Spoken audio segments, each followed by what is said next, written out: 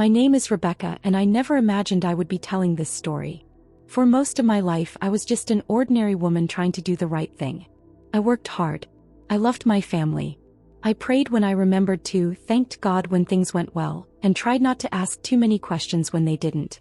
I believed in God, but if I'm being honest, my faith was quiet, comfortable, tucked neatly into the corners of my life where it didn't demand too much from me. I thought I had time. Time to grow deeper. Time to understand more. Time to get serious one day. But time is a gift we assume we own, until the moment it's taken from us. January 9th, 2026 was the day everything changed. It was the day I died. I was gone for several minutes. Long enough for my heart to stop. Long enough for doctors to say there was nothing more they could do. Long enough for my family to begin saying goodbye. And in those moments, outside of time, outside of my body, I saw a reality I was never meant to ignore. I saw a truth so clear, so overwhelming that coming back felt harder than leaving. What I was shown shattered everything I thought I understood about this world. I was shown love beyond human language. I was shown deception hiding in plain sight. And I was shown how far we have drifted from the simple, powerful faith that once anchored us. I am sharing this now because I was told not to wait. Not everyone will listen. Not everyone will believe. But those who are meant to hear this will know why they stayed. The morning of January 9th began like any other Friday. I woke up before my alarm, the soft blue light of early dawn slipping through the curtains. I remember lying there for a moment, listening to the quiet hum of the house, feeling grateful for the stillness. I whispered a quick prayer. Nothing elaborate, just a simple, thank you for another day. I didn't know how literal that prayer would become. I got out of bed, pulled on my robe, and walked into the kitchen. The smell of coffee filled the room as the machine sputtered to life. Outside, the world looked ordinary. Cars passed. Birds perched on power lines. Everything moved as it always had. That's the strange thing about moments that change your life forever. They never announce themselves. I had plans that day. Errands to run. A call I needed to return. Dinner to make later that evening. I remember checking my phone, scrolling absent-mindedly through headlines and notifications, feeling that familiar low-level exhaustion that so many of us carry without even questioning it. Thought I was awake. I had no idea how asleep I truly was. As I stood there holding my coffee, staring out the window, I felt a brief, unexplainable heaviness in my chest. Passed so quickly that I brushed it off. Stress, I told myself. Lack of sleep. Too much on my mind. If I had known what was coming, I would have fallen to my knees right there on the kitchen floor. But I didn't. I grabbed my keys, said goodbye to the quiet house, and stepped outside, completely unaware that within hours I would leave this world behind. And that when I returned, I would never see it the same way again. By mid-morning, the day had settled into a rhythm that felt familiar, almost comforting. I drove to work along roads I had traveled hundreds of times before, the radio playing softly in the background. The sky was overcast, heavy with thick winter clouds, but nothing about the weather felt threatening. It was just another ordinary day, one of thousands I assumed I would have. I worked as a patient coordinator at a small medical office. It wasn't glamorous, but it mattered. I liked helping people, liked being the calm voice on the other end of the phone when someone was anxious or afraid. I told myself that kindness counted, that these small acts were enough. That morning, everything ran on schedule. Appointments came and went. Phones rang. Printers hummed. I laughed with a coworker about something trivial, something I can't even remember now. It all feels distant, like a life that belonged to someone else. Around noon I felt it again. That same heaviness in my chest. This time it didn't pass as quickly. At first, it felt like pressure, like someone was pressing a firm hand against the center of my sternum. I took a slow breath and tried to ignore it. I told myself it was anxiety, indigestion, anything but what it truly was. We are very good at explaining away warnings when they interrupt our plans. I stood up from my desk to get some water, but the room tilted slightly. The edges of my vision blurred. Sounds seemed to stretch and echo as if I were underwater. I remember gripping the edge of the counter, my fingers trembling. "Rebecca, are you okay?" someone asked. I tried to answer. I really did. But the words never made it out. The pressure intensified, sharp and sudden, stealing the air from my lungs. Panic surged through me, not fear of death but confusion. This wasn't supposed to be happening. I was healthy. I was careful. I had things to do. The last thing I remember was the sound of a chair scraping against the floor and someone calling for help. Then everything went dark. There was no pain. No dramatic flash. No tunnel at first. Just silence. It was unlike sleep. Unlike fainting. It was as if the world had been turned off in an instant. No thoughts, no sensations, no sense of self. And then just as suddenly awareness returned. But I wasn't where I should have been. I became conscious of stillness. Not the absence of sound, but a deeper kind of quiet, complete, enveloping. I felt light, as though something heavy had been lifted from me. I tried to breathe and realized I didn't need to. That's when I understood something was very wrong. Or very right. I opened my eyes. And I was looking down at my own body. I saw myself lying on the floor of the office, pale and unmoving. My coworkers surrounded me, their faces frozen in terror. Someone was pressing on my chest, counting out loud. Someone else was crying. I noticed details that made no sense. The pattern on the carpet, the reflection of fluorescent lights on the window, the way dust floated gently in the air. Time felt different. Slower. Thicker. I watched as paramedics rushed in, their movements urgent, practiced. I heard my name being called again and again. Rebecca, stay with us. Rebecca, can you hear me? I wanted to answer. I wanted to scream that I was right there. But I had no mouth. No voice. No body. And yet I was more aware than I had ever been in my life. There was no fear. No panic. Just a deep, undeniable knowing settling into my spirit. I was no longer alive. And somehow I was more awake than I had ever been before.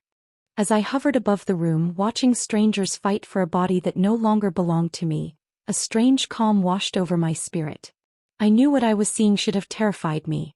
Every movie, every story I had ever heard about death told me this was the moment fear should take hold. But fear never came. Instead there was clarity. I could see everything at once. Not just the room but the emotions inside it. Panic pulsed through the paramedics like electricity. Desperation clung to my coworkers, thick and heavy. I felt their thoughts as much as I saw their actions. I knew who was praying and who was frozen in shock. I knew who blamed themselves and who hoped this was all a mistake. And I knew, without anyone saying it, that my heart had stopped. I noticed something else then. I wasn't attached to the scene. I wasn't pulled toward my body. I wasn't worried about what would happen next. The concerns that had once ruled my life, deadlines, money, unfinished conversations, felt impossibly small, like memories from a dream I had just woken up from. That's when I saw her. At first I thought my mind was creating comfort for itself. Standing just beyond the circle of chaos, near the doorway of the office, was my grandmother. She had passed away years earlier. I remembered holding her hand in a hospital room, whispering goodbye through tears. But here she was now, whole, radiant, peaceful. She didn't speak. She didn't need to. Her eyes met mine, and in that moment I understood everything she was trying to say. You're safe.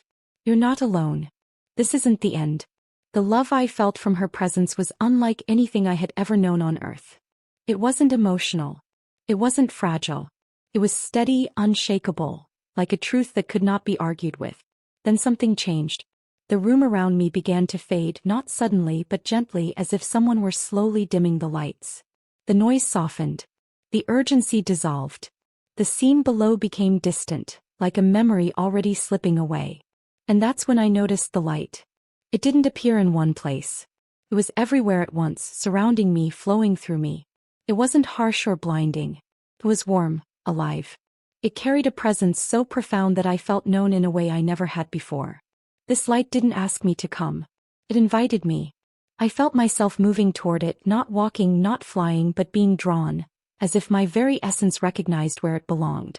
The closer I moved, the more I felt layers being stripped away. Regret. Shame. Fear. Every burden I had carried without realizing it was lifted from me.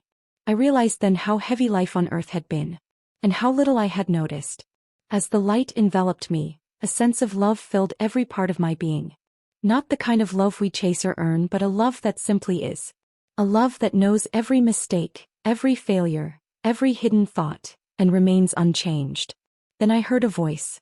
It wasn't loud. It didn't echo. But it carried authority that shook me to my core. Rebecca. The moment my name was spoken, I knew. I didn't need to ask who it was. I didn't need proof. Every part of my spirit recognized the voice instantly. "Come."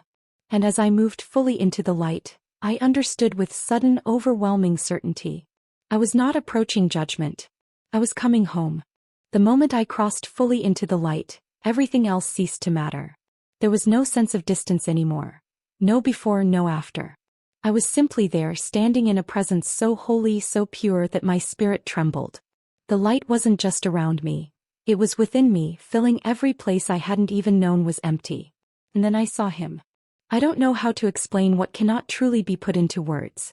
His form was clear yet not bound by anything earthly. His presence carried weight, not heaviness but authority. Peace, truth, love so vast it felt like it could undo you and remake you all at once. It was Jesus. I didn't question it. I didn't analyze it. I didn't need to. Knowing flooded my soul the way breath fills lungs after being underwater too long. Every doubt I had ever entertained dissolved instantly. This was the same Jesus I had prayed to in moments of fear. The same name I had spoken casually, sometimes absent-mindedly. The same Savior I thought I knew. I realized then how little I truly understood him before. I fell to my knees, not because I was commanded to, but because my soul recognized its Creator. It was worship in its purest form, flowing naturally from truth revealed. I felt smaller than I had ever felt and yet more complete than I had ever been. "Rise, Rebecca," he said gently. His voice carried both power and tenderness, strength and mercy perfectly intertwined. When I stood, my eyes met his. In them was eternity, depths of wisdom, oceans of compassion, and something else that caught me off guard. Sorrow. Not weakness. Not despair. A sorrow born of love. He reached out his hand, and when his fingers touched mine, understanding poured into me like a rushing river. I saw my life, not just the events but the motives behind them. Moments of kindness I had forgotten. Times I had chosen comfort over obedience. Prayers whispered without conviction. Faith that existed but rarely cost me anything. I wanted to look away ashamed. But he wouldn't let me. "There is no condemnation here," he said. And with those words, every ounce of guilt I had carried dissolved. I understood then that repentance wasn't about shame, it was about truth. Being fully seen and fully loved at the same time. Then the world around us shifted. I felt movement again, not forward, not upward, but deeper. The light stretched before us like a living pathway, and as we moved, I began to hear something in the distance. Music. Not sound as we understand it on earth, but harmony, layers of voices woven together in perfect unity. I couldn't understand the words, yet somehow I knew exactly what they meant. Worship. Joy. Declaration. Life. As we traveled, the light around us transformed into images. Scenes unfolding on what felt like the walls of eternity itself. I saw moments from my life but not through my own eyes. I saw them through his. I saw myself as a little girl sitting alone in my bedroom, whispering prayers I didn't think mattered. I had believed no one heard them. But I saw angels standing guard. I saw moments when I chose kindness over bitterness, even when it cost me something. Moments I thought were insignificant, forgotten almost as soon as they happened. And yet each one shimmered with meaning. "Every choice matters," Jesus said softly. "Every act of love echoes longer than you can imagine." Tears streamed down my face, though I didn't know how I was crying without a body. "I didn't know," I whispered. He looked at me with both gentleness and urgency. "There is much you have not been shown yet," he said. "And what you see next, you must not forget." The light ahead dimmed slightly. And for the first time since leaving my body, I felt something unfamiliar stir within me. Not fear, but the weight of truth yet to come. The light around us shifted, and suddenly the warmth I had been wrapped in gave way to something heavier. Not cold but serious. Purposeful. As if the atmosphere itself was preparing me for what I was about to see. I found myself standing on what looked like a familiar city street. At first glance, everything appeared normal. Tall buildings, storefronts, sidewalks filled with people moving in orderly lines, cars gliding past intersections. It could have been any major American city on any ordinary weekday. But something felt wrong. No one spoke. People passed each other without eye contact, without acknowledgement, without awareness. Their faces were expressionless, their movements synchronized in a way that made my spirit uneasy. It was as if they were all listening to something I couldn't hear. Then I noticed their eyes. They weren't empty, but they weren't fully present either. A faint glow reflected across their faces, though there were no screens in their hands. As I looked closer, I saw it, small, subtle lights beneath the skin of their wrists, behind their ears, along their temples. Technology. Integrated. Seamless. Invisible to anyone not looking for it. I turned to Jesus, my heart racing. What is this? He looked at the people moving past us, his expression filled with grief. This is where convenience leads when wisdom is abandoned. As we walked through the street, I saw families sitting together at restaurants. Parents and children were physically close, yet spiritually distant, each one focused inward, guided by invisible prompts and silent instructions. Transactions happened with a simple motion of the hand. Doors opened. Access was granted. Needs were met instantly. Everything was efficient. Everything was easy. And everything was empty. They believe they are more connected than ever, Jesus said quietly. But they have never been more alone. The scene changed again. I was shown churches, beautiful buildings filled with people. Worship music played. Screens glowed. Sermons sounded polished and encouraging. Pastors spoke about progress, relevance, and embracing the future. And yet something was missing. I saw leaders blessing the very systems tightening around their congregations, calling them gifts, calling them tools for good. They spoke confidently, sincerely believing they were helping people keep up with the times. They do not ask me, Jesus said. They ask what is acceptable. I felt my chest tighten. Don't they see? He shook his head. They see with their eyes but not with their spirits. Then I saw it, something layered beneath the surface of everything I had been shown. A dark mist, thick and living, weaving itself through systems, governments, institutions, even places once dedicated to God. It wasn't violent. It wasn't loud. It was patient. It whispered lies that sounded like logic. It offered comfort that required no faith. It promised safety at the cost of surrender. This is the deception, Jesus said. Not force but agreement. I watched as people willingly stepped deeper into it, trading discernment for convenience, truth for comfort. They weren't dragged. They weren't threatened. They chose it. And that was the most terrifying part. My knees gave way beneath me. Lord, I whispered, how did it get this far? He looked at me then, his eyes filled with both sorrow and resolve. They stopped praying, he said. They stopped listening. And they forgot who they were. The world around us trembled slightly as if responding to his words. I felt the weight of what I was witnessing press into my spirit, not to crush me but to awaken me. This is not the end, Jesus continued. But it is a warning. The mist thickened. And I sensed that what he was about to show me next would cut even deeper, because it wasn't about systems anymore. It was about us. The world around us shifted again, but this time it wasn't a place. It was people. I saw crowds forming, millions of lives unfolding at once, layered over one another like threads in a vast tapestry. Faces of every age, every background, every color. At first it looked like diversity, movement, life. Then I began to see what lay beneath it. Invisible lines ran through humanity, dividing hearts long before they divided communities. I saw pain being passed down like an inheritance, unspoken, unresolved, unnamed. Wounds carried so long that people no longer remembered how they began, only that they hurt. I saw anger that felt justified. I saw guilt that felt endless. I saw confusion where identity should have been. Jesus stood beside me, his presence steady as my spirit trembled. They believe they are fighting each other, he said. But they are not. I watched as groups were pushed further apart, each convinced the other was the enemy. I saw voices, unseen, insistent, whispering into minds already heavy with pain. To some the whisper said, "You are less. You must fight to be seen. Hold on to your anger. Never forgive." To others it said, "You are to blame. You must carry this weight forever. You will never be clean enough." Both believed the lie. Both were bound by it. I felt tears rising again. This division, it feels so real. It is real, Jesus replied. But it is not natural. Suddenly I understood. The separation I was seeing wasn't born from truth. It was engineered. Carefully. Intentionally. The enemy had taken real pain and twisted it, turning it into a weapon that kept hearts locked in cycles of blame and resentment. All are my children, Jesus said, his voice firm with love. None were created to hate themselves. None were created to hate each other. I saw chains then, not physical but spiritual, wrapped around minds and hearts. Chains of identity confusion. Chains of shame. Chains of pride. Chains of despair. And the longer people wore them, the more they began to believe the chains were part of who they were. It was never about race, Jesus continued. It was always about control. The realization struck me with such force that I could barely stand.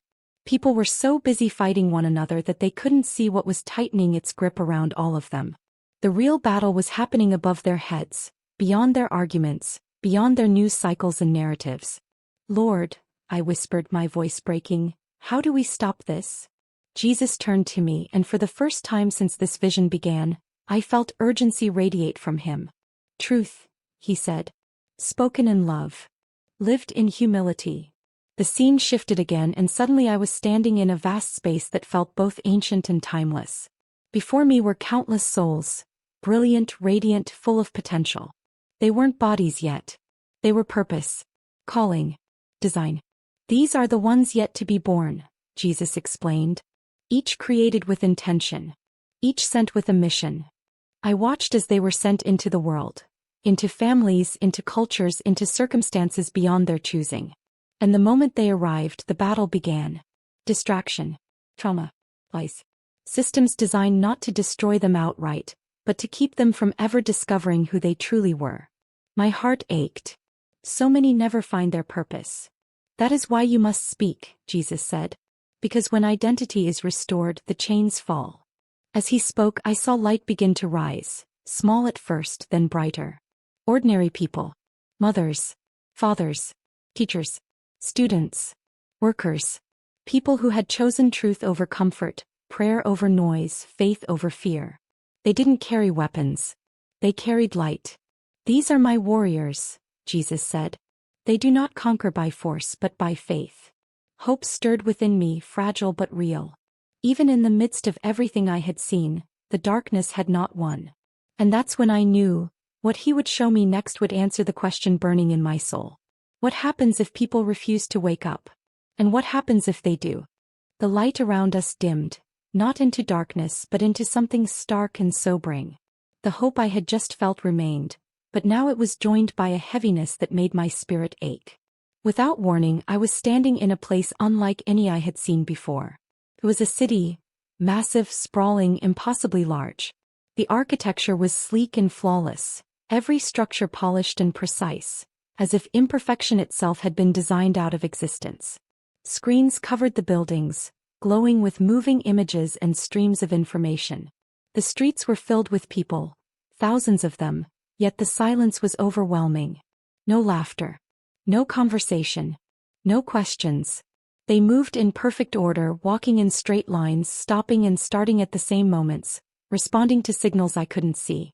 Their faces were calm but empty. Not peaceful, controlled. I felt a chill move through me. Lord, what is this place? Jesus stood beside me, his presence the only warmth in a world that felt hollow. This is what remains when truth is traded for safety. I watched as people went through their daily routines. They worked, they ate, they rested, but there was no joy in it. No sorrow either. Emotion itself seemed muted, flattened into something neutral and manageable. Nothing hurt, but nothing mattered. Then I saw the source. Above the city, projected across towering screens, was the image of a single leader. Charismatic. Confident. His voice carried reassurance, unity, promise. People looked up at him with admiration, trust shining in their eyes. They believe he will save them, Jesus said quietly. But they do not see the chains he hides behind his words. As I watched, governments spoke of peace and protection. Systems were introduced slowly, carefully, each one framed as progress. Each one sold as necessary for the greater good. And people accepted them willingly, grateful to be relieved of responsibility, of uncertainty, of choice. Then my attention was drawn to long lines forming in open plazas. People stepped forward one by one. At first I couldn't see what they were receiving. Then I moved closer and my heart sank. Small implants, placed beneath the skin. Seamless. Clean. Efficient. Upgrades they were called. Identity. Security. I turned to Jesus, my voice shaking. Is this the end? He shook his head slowly. Not yet. This is how they are prepared, he continued. First it is convenient. Then it is necessary. Finally it is mandatory. I watched as people hesitated for only a moment before stepping forward. Fear of being left behind outweighed any lingering doubt. They told themselves it was harmless. Logical. I heard their thoughts as clearly as if they were spoken aloud. What choice do I have? Everyone else is doing it. This is just how the world works now. I wanted to scream. To warn them. To tell them to stop. But they couldn't hear me. Their eyes were fixed on comfort, not truth. The city dissolved suddenly and I found myself standing in an open field beneath a vast sky. The noise, the screens, the structures, all gone. Only silence remained. Jesus stood beside me looking out toward the horizon. The world has forgotten the power of choice, he said. I gave humanity free will and yet many surrender it willingly. Tears streamed down my face. But they don't see it, Lord. How can they choose differently if they don't even know they're being deceived? He turned to me then, his expression both gentle and unyielding. That is why my people must speak, he said. That is why truth must be louder than the lie. Suddenly I saw two paths appear before us. One was wide, smooth, beautifully lit. People walked down it effortlessly, smiling, unburdened. But as they moved farther along, I saw darkness slowly rise around them. So subtle they never noticed it until it consumed them completely. The other path was narrow and rough. It was steep, uneven, and difficult. Those who walked it stumbled at times. They carried burdens. They were mocked by those on the easier road. But at the end of it, there was light. And Jesus was standing there, arms open. Most will choose the wide path, he said softly. It asks nothing of them. But those who seek me, those who trust me will walk the harder road. My heart pounded. What do I do? Jesus placed his hand on my shoulder and strength poured into me, not my own but his. Tell them the truth, he said. Some will reject it. Some will mock you. But those who know my voice will hear it. As he spoke, I felt a pulling sensation begin, gentle at first, then stronger. The light around him intensified and I knew what it meant. I was being sent back. I looked at him, desperation rising in my chest. I don't want to leave. I want to stay with you. He smiled, full of love, yet unwavering in purpose. Your time is not finished, he said. There are many who need to hear what you have seen. The pull became stronger. And as everything around me began to fade, I realized the next moment would change me forever. Because I was about to return to a world that no longer looked the same. The light began to fade, not all at once but in waves, like a tide slowly pulling back from the shore. I felt myself being drawn away from his presence, and with it came a feeling I hadn't known since leaving my body. Wait. The warmth gave way to pressure. The peace to resistance. It felt as though I was being pressed into something too small, too confining. Darkness closed in, thick and suffocating, and then pain. Sudden. Overwhelming. I gasped. Air burned my lungs as it rushed back in, harsh and foreign. My chest convulsed, my body jerking as if shocked back into place. Sounds crashed over me all at once. Beeping machines, hurried voices, someone shouting for help.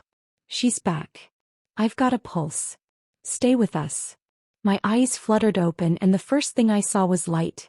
Sterile and bright, nothing like the living light I had just left. Faces hovered above me, blurred by tears and motion. My sister was there, gripping my hand so tightly it hurt, her face pale with shock. I was alive. The realization didn't bring relief. It brought grief. Every part of me longed to go back. To the presence I had been torn from, to the love that felt more real than anything I had ever known.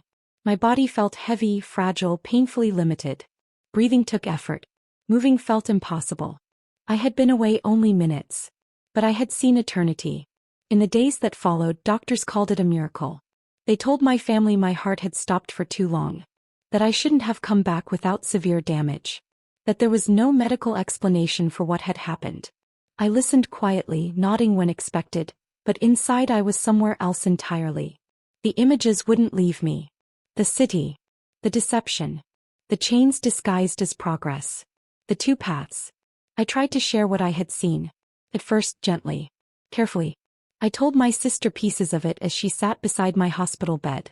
I spoke to my pastor once I was strong enough to stand. I even told a close friend I trusted. Most smiled politely. Some warned me not to dwell on it. Others said it was trauma, the brain misfiring under stress. A few told me I meant well, but that I should be careful not to scare people. I had been warned this would happen. Still, the loneliness cut deep. But then I began to notice something. The things I had been shown weren't just visions anymore. They were appearing in headlines, conversations, policies. New technologies being introduced quietly. Systems shifting. Churches debating relevance over repentance. People growing more distracted, more divided, more exhausted. And beneath it all, the same whisper I had seen in the mist. This is normal. This is progress. This is inevitable. I knew then that staying silent was no longer an option. I began speaking to anyone who would listen. Some turned away. Some laughed. Some grew uncomfortable and changed the subject. But others leaned in. They told me they had felt it too, that something was wrong, that the world felt off in ways they couldn't explain. They had been praying for clarity, for confirmation, for truth. I wasn't sent back to convince everyone. I was sent back to testify. If you are hearing this now, I believe with everything in me that it is not an accident. This is not just my story.